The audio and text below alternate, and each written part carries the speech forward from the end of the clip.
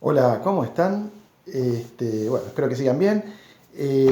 La charla del día de hoy, la clase del día de hoy, es un poco la continuación de esta introducción al teatro clásico, ¿no?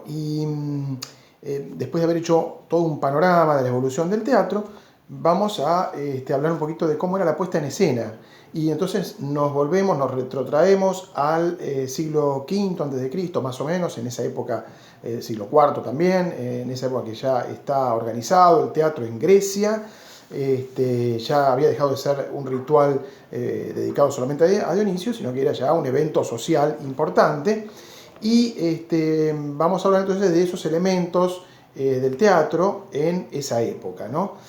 Por empezar, se representaban en ámbitos naturales, se representaba en lugares, en colinas, en ámbitos absolutamente naturales, en donde se contaba con una acústica especial, ¿no? Recordemos que no había micrófonos, que no había dispositivos tecnológicos y por lo tanto tenía que haber cierto eco, lugares donde se propiciaba, digamos, un sonido donde todos pudieran escucharlo. Recordemos además que estos teatros, que en realidad se llamaban anfiteatros, ahora vamos al origen de esa palabra, estos teatros, repito, estos teatros naturales, de algún modo albergaban a veces hasta 15.000, 20.000 personas, llegaron a albergar. Entonces, tenía que tener una acústica especial.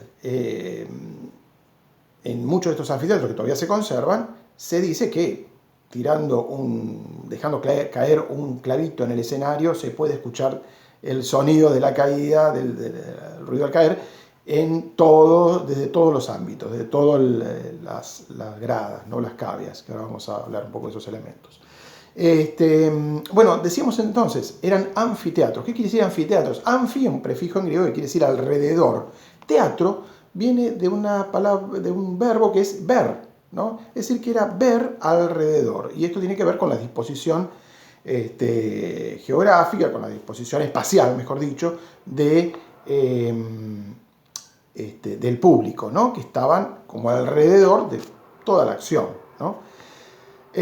Vamos a los elementos de ese anfiteatro. Por empezar, contaba con unas gradas. Acá yo hice un dibujito un poco improvisado. Parece una escarapela, pero no lo es. O la cabeza de Mafalda tampoco. Bueno, es lo que salió. Estas gradas alrededor recibían el nombre de caveas. Caveas con B corta, ¿no? Caveas. Vamos a escribirlo. Caveas. Y era donde el público se sentaba ahí a pasar las jornadas para ver buen teatro, ¿no? En el centro está el lugar que se denominaba orquesta. Orquesta. Vayan un poco haciendo la traslación con respecto al teatro hoy, ¿no? En algunos lugares todavía hay orquesta y la orquesta está justamente entre el público y el escenario, ¿no? Lo que pasa es que ahora las orquestas, el lugar de la orquesta, que además está reservado prácticamente para las bandas musicales en las comedias musicales, aquellas que no usan una cinta, sino que usan una orquesta musical, vale la redundancia, están abajo del escenario, entre el escenario y el público, ¿no? Pero ven que la orquesta es este círculo, ¿no? Que está destinado al coro. El coro se ubicaba ahí de espaldas al público y de frente al escenario porque interactuaba con los personajes que estaban en el escenario y eran un personaje más. Este sector rectangular es lo que nosotros llamábamos escenario y ellos llamaban proscenio, ¿no? Proscenio. Bueno, agregamos acá orquesta, ¿no? Acá no hay gran problema en la escritura. Y proscenio, así con SC, proscenio, ¿no? Que viene a ser lo que nosotros llamamos escenario. Muy bien, hasta ahí vamos bien. Acá tenemos dos galerías, ¿no? Que servían justamente para la entrada y la salida del coro, y recibían el nombre de párodos. ¿Ven? Acá y acá, ¿no? Entraba el coro, tenía una entrada inicial.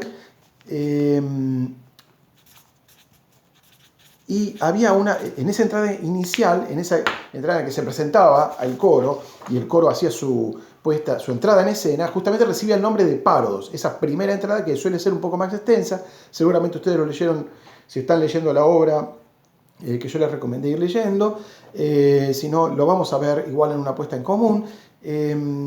Es más extensa, es un largo porque piensen que iban entrando despacio, ¿no? Iban entrando, el coro iba entrando por los dos pasillos hasta el centro, que es la orquesta, se acomodaban. Entonces era una larga introducción en la que se retomaba un poco y se hacía un resumen del mito.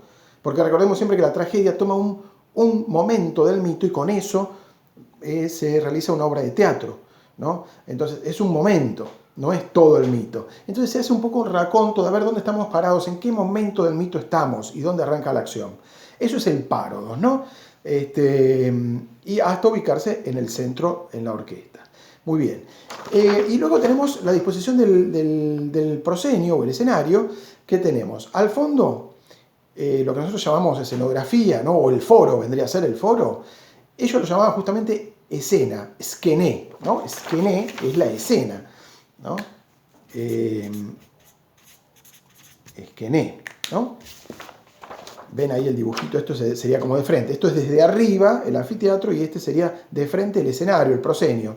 En el fondo tenemos esquené, ¿no? Este sería propiamente el escenario, una especie de plataforma rectangular, a veces un poco más elevada, a veces no tanto. Si ustedes ven los anfiteatros que se mantienen todavía, no hay. A lo mejor se perdió porque también a lo mejor eran construidos, quizás eran construidos de madera, ¿no? Pero bueno, ahí estamos, ¿no? Con el esquené. Ese esquené, esa escena, tenía en el fondo tres aberturas, como ustedes pudieron ver en el gráfico, si lo vieron.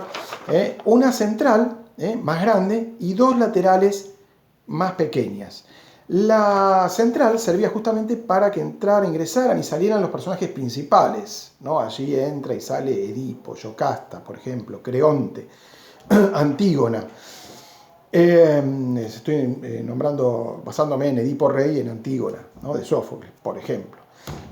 Y las dos laterales servían para que entraran y salieran los personajes secundarios, el mensajero, el guardián, Tiresias, etc., ¿no? Aquellos que simplemente tienen un papel secundario, ¿sí?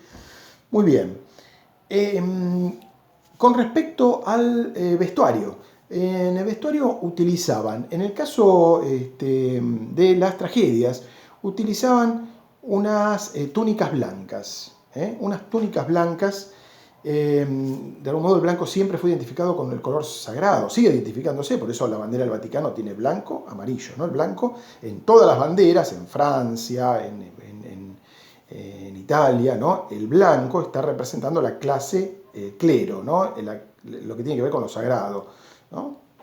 Dato anecdótico, pero que sirve para lo que significa el blanco. Siempre, por eso el Papa, por ejemplo, se viste de blanco, ¿no? Está representando lo sagrado.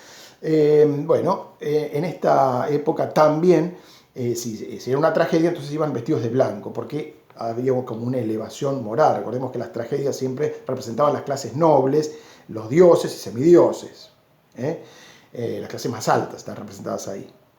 En cambio, en las comedias utilizaban túnicas de distintos colores.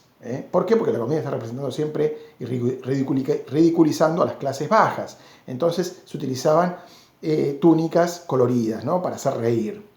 También había diferencias entre la tragedia y la comedia con respecto a las máscaras.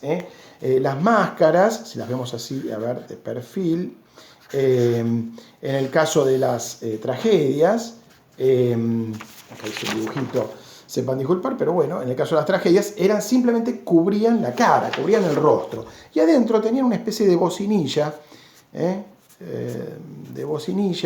no se ve bien, pero acá lo amplío, ¿no?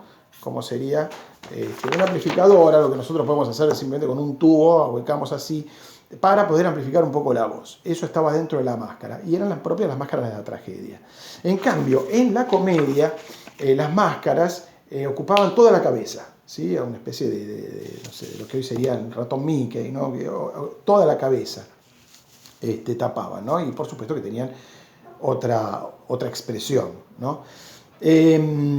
Otro elemento que se utilizaba en el vestuario eran los coturnos. Los coturnos eran unas plataformas que elevaban al actor, al actor, de modo tal que cuando uno lo veía evidentemente esto es en las tragedias, los veía como seres elevados, como seres superiores, ¿no? ¿Por qué? Porque estaban elevados por unas plataformas, que no llegaban tampoco a ser unos zancos, pero algo así como lo que actualmente en algunos casos utilizan las chicas, que es una plataforma bastante elevada, ¿no? Cosa que se pudiera ver la diferencia de una persona común, del llano, ¿sí? Bueno, esto en cuanto al vestuario, hemos hablado entonces de la puesta en escena. Creo que no me ha quedado nada en el tintero por ahora. Seguiremos en el próximo videito.